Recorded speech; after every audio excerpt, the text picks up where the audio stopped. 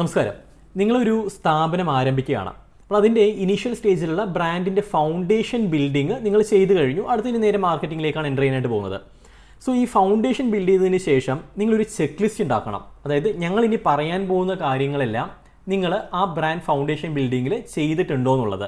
ചെയ്തിട്ടില്ല എന്നുണ്ടെങ്കിൽ അതുകൂടെ ചെയ്തതിന് ശേഷം നിങ്ങൾ മാർക്കറ്റിംഗിലേക്ക് എൻ്റർ ചെയ്യുക. നമുക്ക് നോക്കാം. ഒരു ബ്രാൻഡ് ചെക്ക് ലിസ്റ്റ് അല്ലേ? അതെ, ഒരു ബ്രാൻഡ് ചെക്ക് ലിസ്റ്റ്. നമുക്ക് എന്തൊക്കെ ഇനിഷ്യലി നമ്മൾ നമ്മൾ ബ്രാൻഡിങ് ചെയ്തു എന്ന് പറയുന്നത് തെറ്റാണ്. ബട്ട് സ്റ്റിൽ ഫൗണ്ടേഷൻ ബിൽഡിങ്ങിൽ നമുക്ക് ഇന്ന സാധനങ്ങൾ ഉണ്ട് എന്ന് നിങ്ങൾ ഉറപ്പുവരുത്തുക. പെട്ടെന്ന് പറഞ്ഞു പോകാൻ കാര്യം കുറേ സാധനങ്ങളുണ്ട്. നമുക്ക് വളരെ പെട്ടെന്ന് നമ്മൾ പലതവണ പറഞ്ഞിട്ടുള്ള കാര്യമാണ്. അപ്പോൾ സ്റ്റാർട്ടിങ് ഫസ്റ്റ് വൺ നമുക്ക് എന്തായാലും നമ്മുടെ ബ്രാൻഡിൻ്റെ മിഷൻ സ്റ്റേറ്റ്മെൻറ്റ് ഒരു ഫാക്ടറാണ്. Vision statement, mission and vision രണ്ട് കാര്യങ്ങൾ വളരെ ഇമ്പോർട്ടൻ്റ് ആയ കാര്യമാണ്. എന്ന് വെച്ച് കഴിഞ്ഞാൽ അതിനെ വെച്ചിട്ടാണ് ബാക്കിയുള്ള കാര്യങ്ങളെല്ലാം നമ്മൾ മുന്നോട്ടേക്ക് പോകുന്നത്. നമ്മുടെ ബിസിനസിന്റെ ഓവറോൾ ലക്ഷ്യം എന്താണെന്നുള്ളതാണ് വിഷൻ എന്ന് പറയുന്നത്.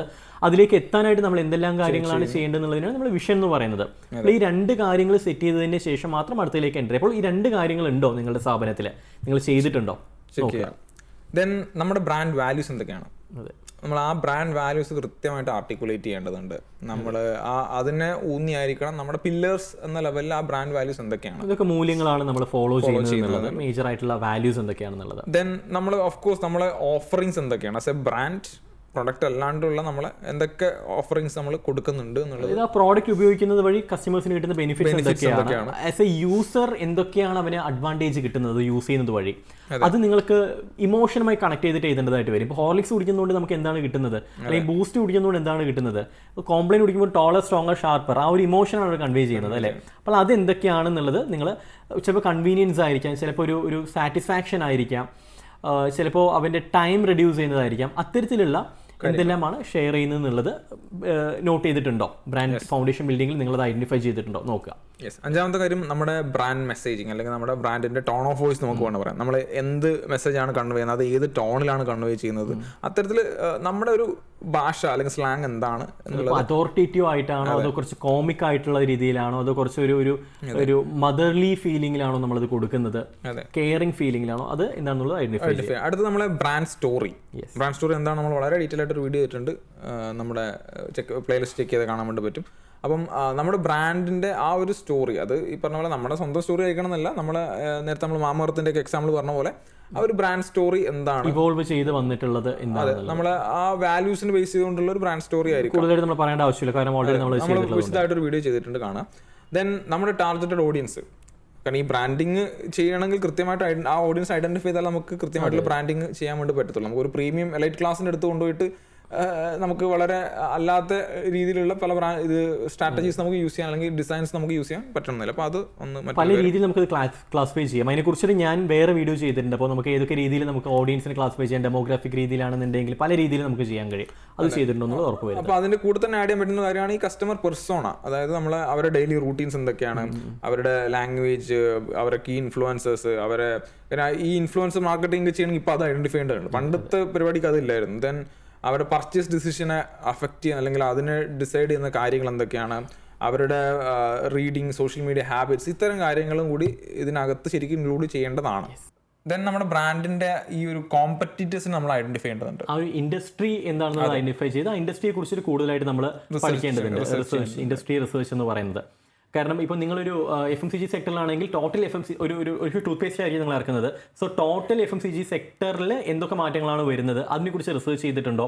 ഭാവിയിൽ ഏത് രീതിയിലായിരിക്കും വളർച്ച വരാൻ പോകുന്നത്, അതിൻ്റെ കഴിഞ്ഞൊരു 10 വർഷത്തെ വളർച്ചയും തകർച്ചയും എങ്ങനെയായിരുന്നു, പാറ്റേൺ എങ്ങനെയായിരുന്നു, ഇതെല്ലാം റെക്കഗ്നൈസ് ചെയ്ത് കഴിഞ്ഞാൽ, കാരണം പാസ്റ്റിനെ അടിസ്ഥാനപ്പെടുത്തിയിട്ടാണ് ഫ്യൂച്ചർ നമുക്ക് വരയ്ക്കാൻ കഴിയത്തുള്ളൂ, നമുക്ക് പ്രെഡിക്റ്റ് ചെയ്യാൻ കഴിയത്തുള്ളൂ. ഇത് ബ്രാൻഡിങ്ങുമായിട്ട് റിലേറ്റഡ് ആയിട്ടുള്ള ഇമ്പോർട്ടന്റ് കാര്യം. പക്ഷേ ഇതൊക്കെ പലരും സ്കിപ്പ് ചെയ്യുന്നൊരു കാര്യം, കാരണം ഇത് ബ്രാൻഡിങ് അല്ല എന്നാണ് പലപ്പോഴും ചിന്തിക്കുക. എൻ്റെ അടുത്ത് കോമ്പറ്റീറ്റേഴ്സിനെ കുറിച്ച് നമ്മൾ പഠിക്കേണ്ടതുണ്ട്. നമ്മുടെ ഒരു ടോപ്പ് 10 കോമ്പറ്റീറ്റേഴ്സ് നിങ്ങൾ ലിസ്റ്റ് ചെയ്യുക. നിങ്ങളുമായിട്ട് കോമ്പീറ്റ് ചെയ്യാൻ പോകുന്ന ഒരു 10 കോമ്പറ്റീറ്റേഴ്സ്, അവരുടെ ബ്രാൻഡിങ് സ്ട്രാറ്റജീസ് എന്തൊക്കെയാണ്, അവരുടെ പ്രൈസിങ് തന്ത്രങ്ങൾ എന്തൊക്കെയാണ്, അവരെപ്പോഴൊക്കെയാണ് ബ്രാൻഡിങ്ങിൽ തകർന്നു പോയിട്ടുള്ളത്, അവരുടെ മാർക്കറ്റിംഗ് എപ്പോഴൊക്കെയാണ് അവർക്ക് നഷ്ടത്തിലേക്ക് പോയിട്ടുള്ളത്, എപ്പോഴൊക്കെയാണ് അവർക്ക് കൂടുതൽ ഏതൊക്കെ സീസൺസിലാണ് അവർക്ക് കൂടുതലായിട്ട് സെയിൽസ് നടന്നിട്ടുള്ളത്, ഇതെല്ലാമായിരിക്കും നാളെ നമുക്ക് നമ്മുടെ ബിസിനസ് സംഭവിക്കാൻ പോകുന്നത്. സോ കോമ്പറ്റീറ്റേഴ്സിനെ കുറിച്ച് കൃത്യമായിട്ട് പഠിക്കുക. ദെൻ ഓഫ് കോഴ്സ് നമ്മളെപ്പോഴും പറയാറുള്ളത് നമ്മുടെ ബ്രാൻഡിൻ്റെ ഒരു തീം എന്താണ്, അല്ലെങ്കിൽ അതിനൊപ്പം തന്നെ അതിൻ്റെ കളേഴ്സും കാര്യങ്ങളൊക്കെ കൂട്ടത്തിൽ തന്നെ നമ്മുടെ ബ്രാൻഡിൻ്റെ മൂഡ് ബോർഡ് എന്ന് പറയാം, അല്ലെങ്കിൽ സ്റ്റൈൽസ്കേപ്പ് എന്നൊക്കെ പറയുന്ന പോലത്തെ കാര്യം ഒരു തീം എന്താണ് നമ്മൾ ഐഡന്റിഫൈ ചെയ്യേണ്ടത്, അത് ഫോളോ ചെയ്യേണ്ടതുണ്ട്. അപ്പോൾ അതും കൃത്യമായിട്ട് ഫിക്സ് ചെയ്തിട്ടുണ്ടോ എന്നുള്ളത് ചെക്ക് ചെയ്യേണ്ടതുണ്ട്.